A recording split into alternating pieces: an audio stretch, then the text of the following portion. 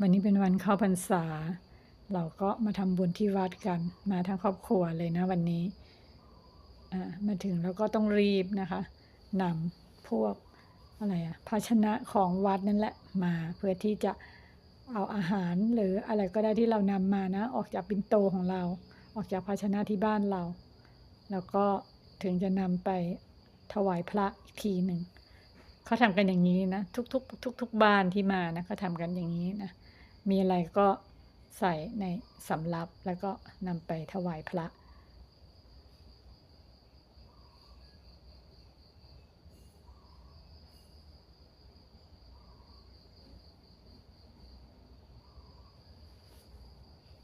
ส่วนข้าวนี้เราก็จะนำไปตักบาตร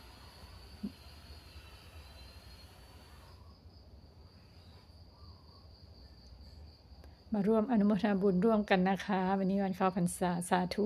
กับครูพรด้วยนะคะสาธุบุญด้วยกันเนาะ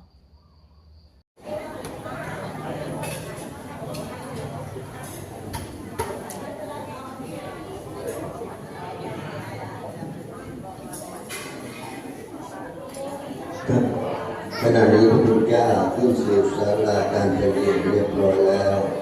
เพื่อจะรับถวายสุภินังวัตเมธานังอาสวะกยาวหังนิพพานัสสะปัจจโยโหตุทานอันข้าพระเจ้าทั้งหลายถวายแล้วด้วยดีขอจงเป็นปัจจัยแห่งการที่อาสวะกิเลสเป็นเหตุได้บรรลุมรรคผลนิพพานด้วยเถิดเชิญประเคนบาตรครับ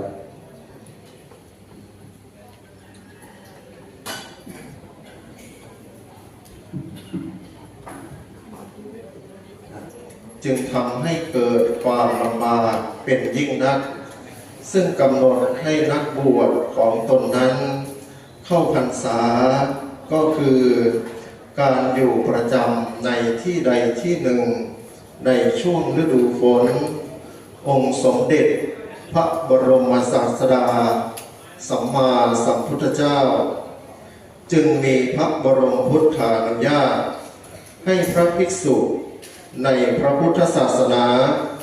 ได้อยู่ประจำในที่ใดที่หนึ่งตลอดระยะเวลา3 เดือนเช่นกันผู้เรียนดีสาครังเอวะเนวะอิโตทินังเอตังปฏิตังตุมหังจิปเมวะสมิจจตุสัพเพปุเรนตุสังกปายันโทปนารโสยะถามณิโชติระโสยะถาติโย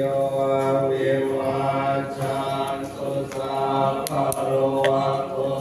วินาศตุมาภวันวันตรายโยสุขิติโยโกภวะอภิวันนันสิริสเน